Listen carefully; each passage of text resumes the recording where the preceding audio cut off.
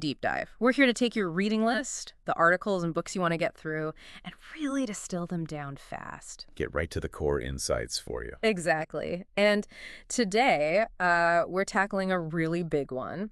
The major dangers of artificial intelligence. It's everywhere. You can't ignore it. That's right. You shared some great material excerpts from a Forbes piece featuring AI expert Gary Marcus and insights from his book, Taming Silicon Valley. Yeah, Marcus is definitely a key voice in this space. So our mission for this deep dive, we want to break down the 12 most immediate risks he flags with AI. And really get a handle on why these should be on your radar right now. Because AI is reshaping things so fast, understanding these threats isn't just interesting, it feels. Well, essential, doesn't it?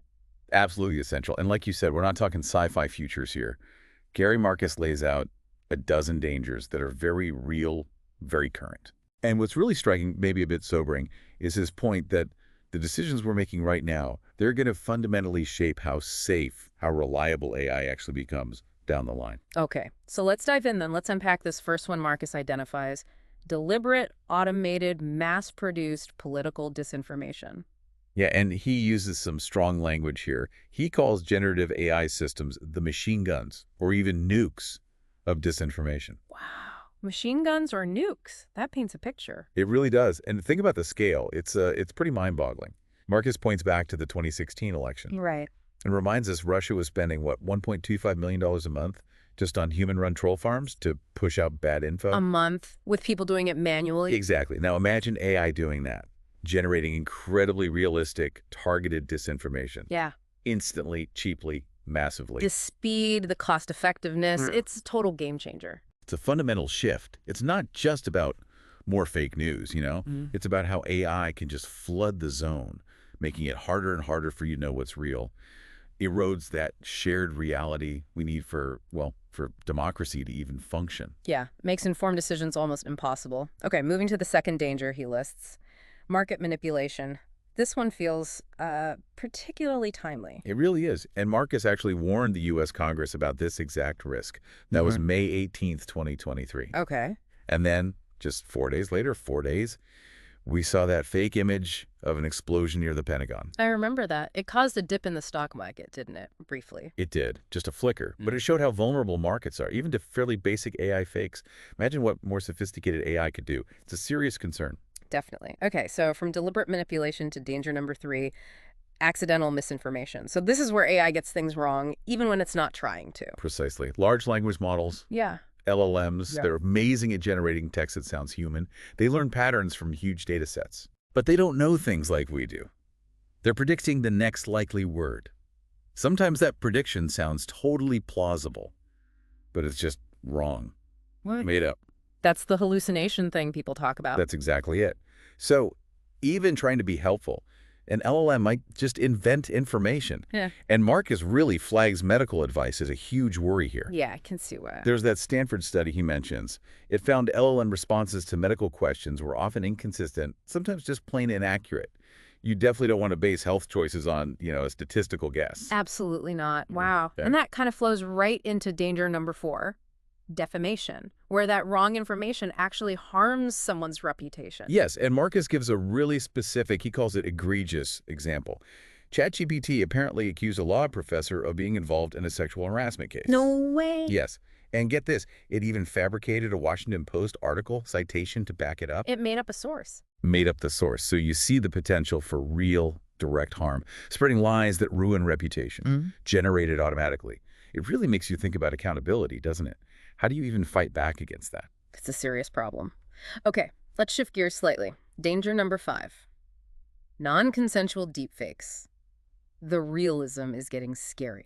It really is. They're becoming almost impossible to tell from reality, and unfortunately, their misuse is growing fast. Marcus cites that awful example of high school students using AI to create fake nude images of their classmates.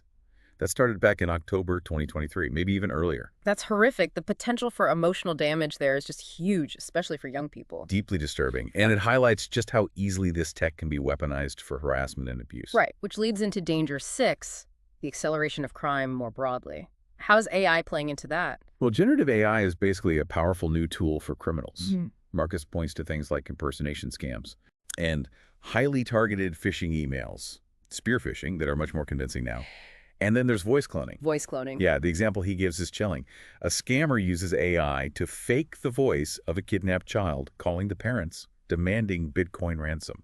It sounds incredibly real, plays on their worst fears. That's truly awful. Manipulative. Okay, danger 7 takes us into cybersecurity and bioweapons. That sounds like a major leap in threat level. It is a significant escalation. Think about cybersecurity first. AI can scan millions of lines of code incredibly quickly, Right. faster than any human team. And it can find zero-day vulnerabilities, flaws in software that nobody else knows about yet. That gives hackers a massive advantage. Huge advantage. And the bioweapons part. That's, thankfully, maybe more theoretical for now in the public domain, but the potential for AI to assist in designing or developing biological weapons is another layer of very serious risk that experts are concerned about. Okay, that's, yeah, deeply unsettling. Let's move to danger number 8, bias and discrimination. This isn't exactly a new issue with AI, is it? No, not at all. AI bias has been a known problem for years. It really stems from the data these systems are trained on. If the data reflects societal biases, the AI learns them. And potentially amplifies them. Exactly. Marcus brings up that early example from Latanya Sweeney back in 2013.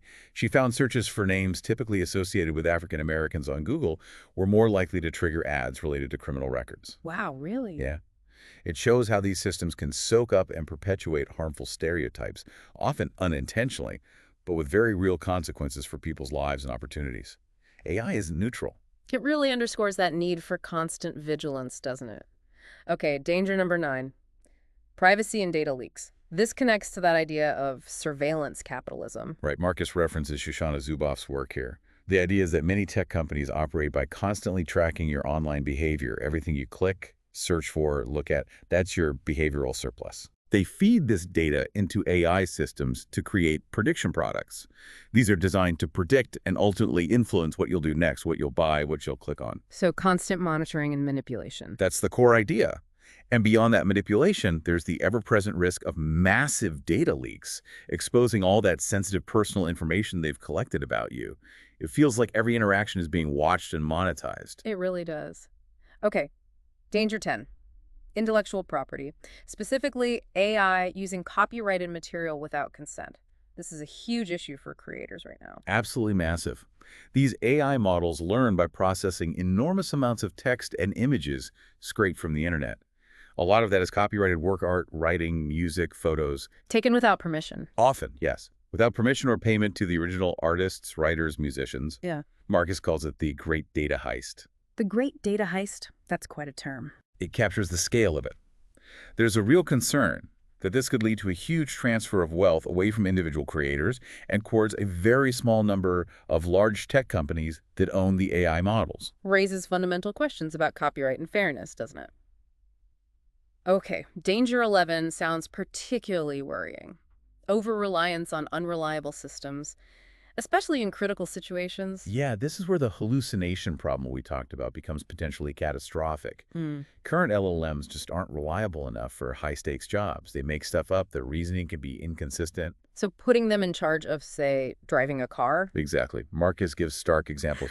Imagine a driverless car hallucinating another vehicle and swerving dangerously, or an automated weapon system misidentifying a school bus as a tank. Oh, God. And he even raises the, extreme scenario of an LLM somehow getting control and misinterpreting data, potentially leading to something like launching nuclear weapons based on flawed, hallucinated information. Those are terrifying possibilities. It really highlights the need for caution. Okay, finally, danger number 12, environmental costs. We tend to focus on the digital side, but there's a physical impact too. There absolutely is. Training these huge AI models takes vast amounts of electricity, massive servo farms running constantly. How much are we talking? Well, Marcus gives a comparison. Generating a single image with AI can use as much energy as fully charging your smartphone. One image equals one phone charge. Roughly, yeah.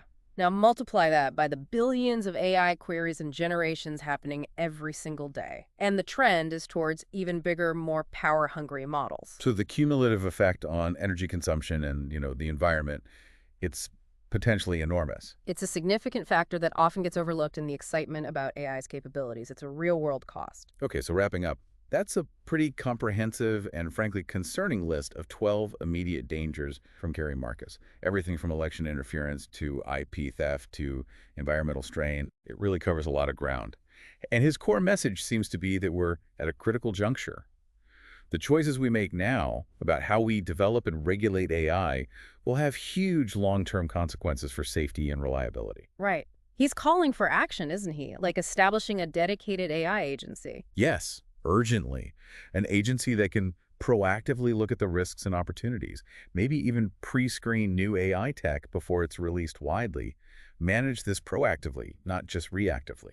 And he doesn't shy away from suggesting stronger measures either, like holding leaders accountable who are maybe too quick to favor big tech interests. Or even potentially considering boycotts of generative AI if things don't improve.